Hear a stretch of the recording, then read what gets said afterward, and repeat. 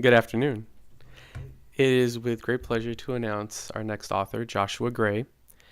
He is a poet, foodie, Beowulf adapter, India lover, melanoma beater, Shakespeare freer. Please give a round of applause for Joshua Gray.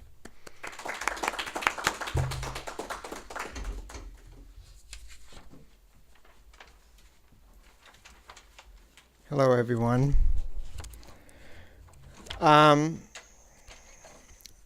I decided to read from this book because my cat ate it up. The Life and Death of King Edward is about Shakespeare. My premise is that the Shakespeare authorship question is real and that the man from Stratford did not write the works. And my premise is that the Earl of Oxford, Edward de Vere, is the author. So a little background. The Virgin Queen was just PR. And it was successful as PR. And the Earl of Oxford had a child with Queen Elizabeth who is in this book. And so basically they had a bastard son. And so the sonnets are really about the three of them and their relationship together. So I'm going to read you just a few poems and then some quatrains in which I adapted from Shakespeare's sonnets 2 years ago when I was here. I mentioned that I had just reduced all of Shakespeare's sonnets to quatrains, and then I tweeted them. So they're on the end of this book. So my first poem is called My Dear Sister. Oxford, Edward de Vere, 10 years old-ish, I can't remember the exact age. His father has just died, and all of a sudden, the Queen Elizabeth's court, has brought him into the court to live. He has a younger sister who has written him, asking him why this has happened, and this is his response. Our indifferent mother doesn't speak because of who she interred. I still grieve and see father in dreams.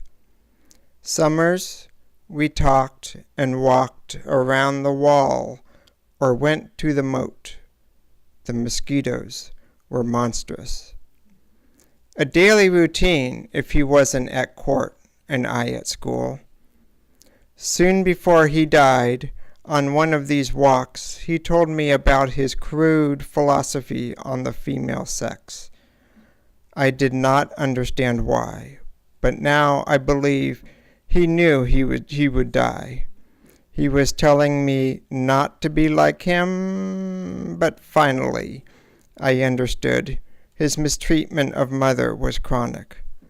A kind, gentle, jolly man, and a loose cannon. Winters, his troops stayed at Headingham, their lodge, our dungeon. How we snuck in and just listened to them. Now I have a new father, a boorish, narrow-minded, puritanical oaf. Dinner, he preaches precepts till we vomit. He is Lord Burghley, the Queen's spirit, aid, and adviser. I am a child of the state and will grow up here, an unfortunate fate. Oh, horrible, horrible, most horrible. So, fast forward several decades. The Earl of Oxford is an accomplished poet, known internationally. He writes under the name of Edward Oxenford. He travels to Italy, comes back, and tries to convince Queen Elizabeth to bring the Italian Renaissance to England. And then when she finally agrees, she has some concerns, and that is the fact that a man from the court cannot be a poet. That's forbidden. And so he would have to hide his name, essentially. And this is one of his responses. Code words. Your Majesty, since you do not want me to call you Liz, I will refer to us in my plays. I am Truth and Worms, for that is mon nom en français.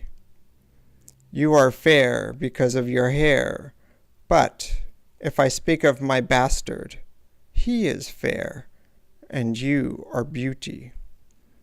I speak of myself also as never, ever, or every, for Yver is my name. Oh, not oh, the same. Do not worry, these are common words. Oh, they will never get the truth of my fair and beauteous words.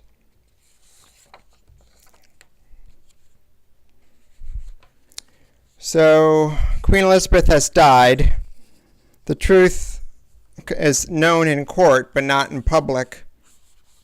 And Edward de Vere wrote to his brother, Robert Cecil. They didn't get along at all. And Robert Cecil had a hunchback. And it's thought that Richard III was based on him. Robert, sir, I have always been in your debt. Your kindness is much appreciated. I grieve tremendously for the mistress lost. In this common shipwreck, mine is above all the rest. Though I went out of her favor decades ago, I cared about her deeply throughout. She fell into such dementia. She discovered our truth years ago, I believe.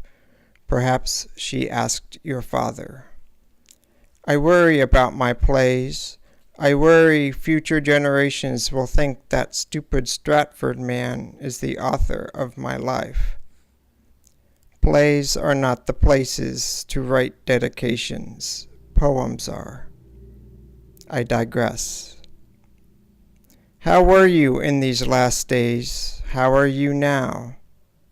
Tell me your heart.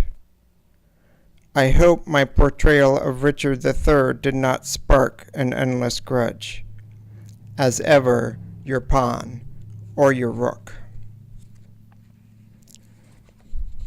So I'm going to read a few sonnets. They're actually quatrains.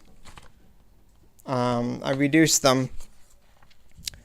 And I'm going to just say the number and then read them. There's just 4 of them, I think. 26. Royal son, our strong bond is silent. I cannot go public. Until you have the crown, neither one can acknowledge the other. 76.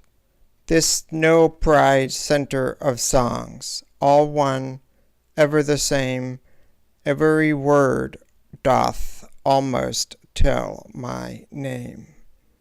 My son, new and old, make old words new. 130. You've red eyes, loose boobs, and wig hair.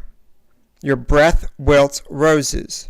You're no goddess, but a female slug. Yet you made a royal son. 147. Love is a female, love is a fever, reason is a doctor. Forget my bargain, let truth be told. I've gone incurably mad. You've gone black as hell. Finally, I'm going to read, and the last poem is actually by William Shakespeare. It's the second part of The Phoenix and the Turtle. It's a funeral dirge for Queen Elizabeth, and it goes like this. Beauty, truth, and rarity, grace in all simplicity, here enclosed in cinders lie. Death is now the phoenix nest, and the turtle's loyal breast to eternity doth rest, leaving no posterity. 'Twas not their infirmity, it was married chastity. Truth may seem, but cannot be. Beauty brag, but 'tis not she.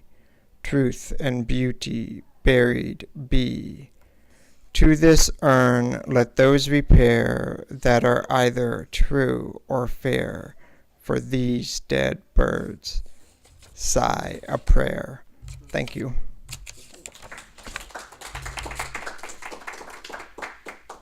Do you want to do any Q&A, or we have some time for Q&A if you're up for it. So every poem that you read can be concatenated with a traditional Shakespeare form. Mm-hmm. I mean, including, of course, the ones where you read off the number, but the first group. Mm-hmm. So you have taken an existing poem, and how much modification have you done to the poem?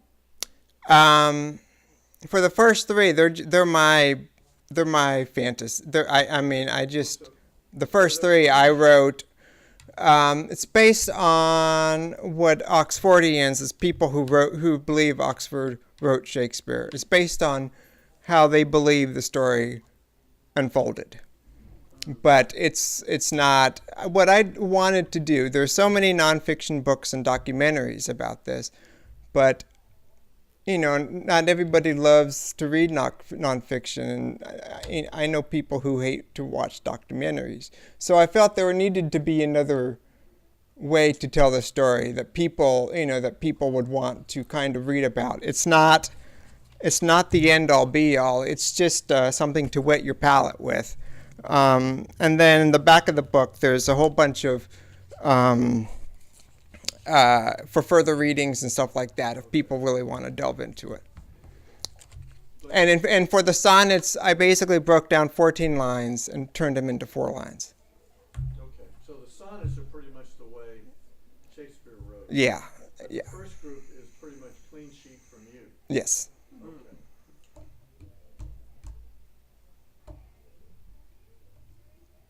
I'm clear on the organizing principle, so that makes me happy.